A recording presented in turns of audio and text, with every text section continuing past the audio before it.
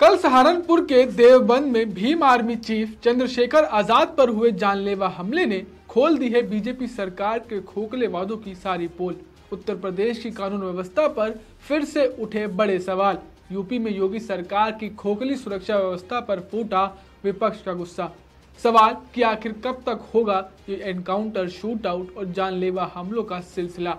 आखिर माफिया राज, गुंडा राज खत्म करने वाली योगी सरकार के रहते ही उत्तर प्रदेश में क्यों हो रही है कानून व्यवस्था तार तार। ठोको नीति अपनाने वाली योगी सरकार क्यों नहीं खत्म कर पा रही है यूपी में जंगल राज। तो चंद्रशेखर आजाद पर हुए अस्सलाम वालेकुम वरहमतुल्लाहि वबरकातुहू। अज़ीज़ान मिल्लत इस्लामी, आप तमाम उम्मती को अबू फैसल की तरफ से सलाम अर्ज़ है। घर में बड़ी पर्दा नशीन इज़्ज़तदार माँ और बहनों को अबू फैसल की तरफ से सलाम अर्ज़ है। बहरहाल देश के हालात से भी आप लोग वाकिफ़ है और देश के बाहर के हालात से भी आप लोग वजह वाकिफ़ है, क्योंकि ये भाई आप लोगों की खिदमत में हर जगह की ख़बरें पेश कर रहा है। बहरहाल अल्लाह से उम्मीद है आप लोग खैरियत से होंगे, अल्लाह की हिफाजत में होंगे। इन मलूनों की मरामत से, इन दरिंदों की दरिंदगी से, इन मावलिंचरों की मावलिंचिंग से, इन बलात्कारियों की बलात्कारी से, इन दहशत गर्दों की दहशत गर्दी से महफूज होंगे। अल्लाह आप लोगों को अपने हफ्ज़ अमान में रखे, अल्लाह अपनी हिफाजत में रखे, अल्लाह हर आबाद से, हर शर से आप लोगों को महफूज रखे। बहरहाल मेरे अज़ीज़ दोस्तों, मेरे भाइयों, मेरी माँ और बहनों, देश के हालात से भी वाकिफ़ है और देश के बाहर के हालात से भी आप लोग बचा वाकिफ़ है। बहरकेफ़ ये सुना आपने 40 से 41 सेकंड का आप लोगों के लिए इसलिए रखा हूँ मैं, ताकि आप लोग देखो, सुनो, जानो क्या चल रहा है, क्या नहीं चल रहा है। बहरहाल हालात तो ऐसे बिगड़ते जा रहे हैं, अभी कोई महफूज नहीं रहा। यूपी उत्तर प्रदेश में जहाँ पे सन्यासी, ढोंगी, जोकर, बौना, चिंदी चोर जो जेल को जाने वाला है, जो 3 दिन का टाइम मिला है अपने आप को गिरफ्तार करवाने के लिए, अपने आप को लेके जाकर सौंप देने के लिए, उस चिंदी चोर के ने नया काम कर दिया, बैठकर दिमाग इस्तेमाल कर रहा भाई। क्योंकि चाहे बजरंगी केसवे हो, चाहे विश्व हिंद परिषद के आतंकी हो, चाहे आरएसएस के आतंकी हो, ये सारी जो है सो ये लोग के तीनों के इशारे पे काम कर रहे हैं। फिर ये लोग अपने आप को नहीं मालूम वैसा रहते और चिंदी चोर हरकतें बड़ी करते हैं। खैर इन्हें तो शरीफ हो गया उनका ये एक्टिंग कर रहा, घर वापसी की एक्टिंग कर रहा, लेकिन ये कभी इसके ऊपर एतबार नहीं कर सकते, क्योंकि इसके बाप का पता नहीं चला अभी तक, इसकी माँ का पता नहीं चला अभी तक, किसका धक्का है, किसका टपका है, ये कहाँ से आया है इन्हें। बहरकेफ़ मेरे अजीज़ दोस्तों, मेरे भाइयों, चंद्रशेखर आज़ाद के ऊपर एक आतंकी हमला करवाया इसने, जो जानलेवा हमला था। खैर जान तो नहीं गई, लेकिन बच गए बाल बाल, जो दुआओं का असर था उसको, और वो अभी हॉस्पिटल में ज़ेर इलाज है। जो कि बेहतरीन आदमी है, वही नेक आदमी है, अच्छा आदमी है और दिलेरी से रहता है। इनके सामने कभी घुटने नहीं टेके उसने, ये सबसे बड़ी बात है। भीम आर्मी है वो, चीफ है आर्मी का, भीम आर्मी का चीफ भी है वो। चंद्रशेखर आज़ाद की बात कर रहा हूँ मैं, जो कि एक यहाँ तक ला के डाले हुआ है, इनको हर चीज़ में दबा के रखे हुआ है, हर चीज़ में दबोच कर रखा है। इनके गंदे चीज़ों को वो भी बेनकाब करता है, जिस तरह अबू फजल करते हैं, जिस तरीक़े से अबू फजल करते हैं।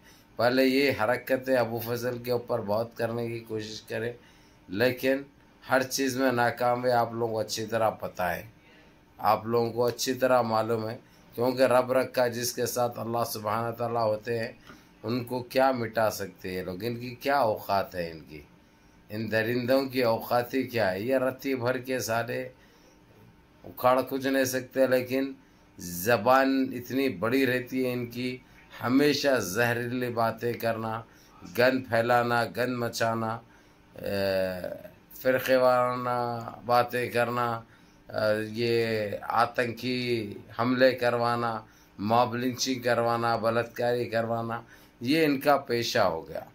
लेकिन इन सब से अभी आगे सीबीआई को जिस तरीके से इन्हें जो धोखा दिया था, सीबीआई ने खुलकर रिपोर्ट पेश की, जो मैं आपको बता चुका हूँ, जो आप लोग अच्छी तरह देख चुके हैं। कौन महुए सन्यासी, जोकर, बौने, चिंदीचोर, बंदर का धक्का, बंदर की नस्ल की बात कर रहा हूँ, क्योंकि पता है ना उसकी, ना तो माँ का पता है ना तो बाप का पता है। तो आया कहाँ से भाई, ने किसकी देन है भाई, किसका धक्का है भाई, मालूम होना चाहिए भाई। ये पूछते हैं देशवासी सवाल पूछ रही है। तो बहरहाल कैफ मेरे अजीज दोस्तों, मेरे भाइयों, इसके ऊपर बहरहाल एक केस बुक हो गया, क्योंकि इसमें से कुछ 7 आदमी पकड़े गए। 7 में से 2 के ताल्लुकात सन्यासी जोकर के साथ निकले और 2 के इस चिंदी चोर के साथ निकले हैं। समझ गए होंगे आप किसकी बात कर रहा हूँ मैं। साध्वी प्रज्ञा ठाकुर की बात कर रहा हूँ, जो उसका चचेरा भाई है एक। यानी ये आतंकी हमले ये लोग मिलकर करवा रहे हैं, ये किसी एक का हाथ नहीं है, ये सारे मिले हुए हैं। ये करा के, डरा के, धमका कर ये लोग अपनी मनवाने की कोशिश, जो मनवाते हुए आए हुए हैं, वो कोशिश करना चाह रहे। लेकिन ना ये चलने वाली है, ना ये होने वाली है, ना अब इनको तो सज़ा मिलेगी, क्योंकि जिस तरीके से जो पकड़े गए हैं, अब उनके बेस पे जो दूसरे भागे हुए हैं उनको भी पकड़ा जाएगा। क्योंकि खुले तौर पर वो लोग ने खुले तौर पर बता दिया और कह दिया है कि हम फलाने के इशारे पर इतना पैसा लेकर ये काम करें। हम जान से मारने के लिए इसके लिए शिपियारी ली थी, लेकिन मार नहीं सके, वो बच गया, बाल बच गया। लेकिन उसकी अभी भी हालत सीरियस है, हालात तशवीशनाक है। बहरहाल इस हालात तशवीशनाक रहने की वजह मैं आप लोगों को बता दूं, ये लोग चाहते हैं कि किसी तरीके से इनको, जो इनके खिलाफ रहते हैं, जो इनके गन को सामने ला रहे हैं, जो इनके पर्दे फाश कर रहे हैं, जो इनको बेनकाब कर रहे हैं, या इनको डरा के मुंह बंद करे या ख़रीदे, अगर से नहीं बिके तो जान से उड़ा दे। ये इनके पास ये हथकंडा चल रहा, जो तकरीबन लोगों के मुँह भी इस तरीके से बंद करे हैं। लेकिन मेरे अजीज़ दोस्तों, मेरे भाइयों, सारे ये बंद करने वाले नहीं रहते, और इनके जो बंद करवाना चाह रहे उनके मुँह बंद कर देने वाले भी बाज रहते हैं सर पे, जिसमें से एक चंद्रशेखर आज़ाद वो रैंक का आदमी है। अब ये खामोश नहीं बैठेगी भीम आर्मी, समझे। मैं तो भीम आर्मी बोलूँगा अभी, क्योंकि आप लोगों ने अच्छी तरह देखा है किस तरीके से ये लोगों की गंदगी को उसने उजागर करने की कोशिश की, हकीकत बयान किया, सच्चाई बयान किया।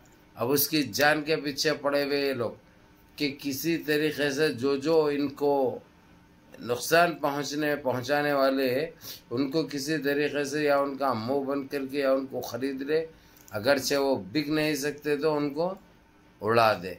ये काम चल रहा है इनका। ये बहुत बड़ी साजिश रची जा रही, लेकिन ये काम आने वाली नहीं है, क्योंकि ये लोग समझ रहे हैं कि इनके पास ही दिमाग है, इन्हों जो चाहे करेंगे तो दुनिया खामोश बैठेगी और देशवासी खामोश बैठेंगे।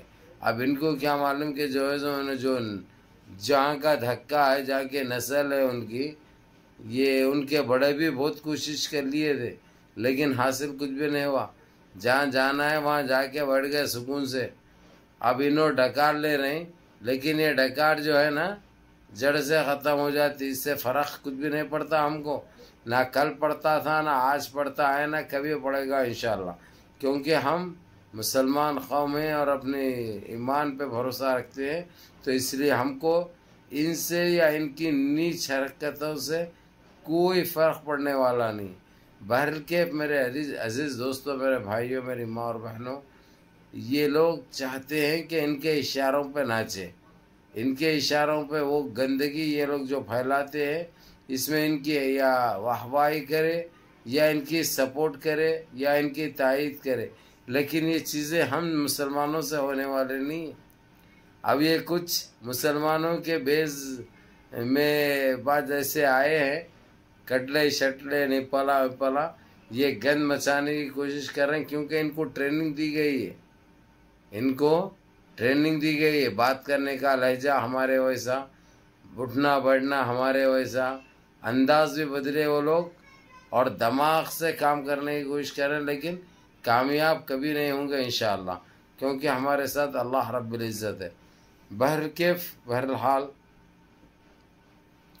मेरे अजीज़ दोस्तों, मेरे भाइयों, नमाज़ों की पाबंदी करो, माँ बाप की खिदमत करो, बड़ों के अहकाम पर अमल करो, और अपने इस भाई को भी दुआओं में याद रखो। लेकिन नमाज़ों की पाबंदी करो अल्लाह के वास्ते। नमाज है तो सुबह, ये बात याद रखो। हर चीज़ की छूट है, लेकिन नमाज की नहीं है मेरे अजीज़ दोस्तों, मेरे भाइयों। माफ़ी आप लोगों को जब भी मिलेगी जब नमाज़ों की पाबंदी करेंगे। आप लोग ने जो बहरहाल के खैर जाने दो, वीडियो लंबी हो जाएगी, इंशाल्लाह फिर मुलाकात होगी इंशाल्लाह। अस्सलामु अलैकुम व रहमतुल्लाहि व बरकातहू।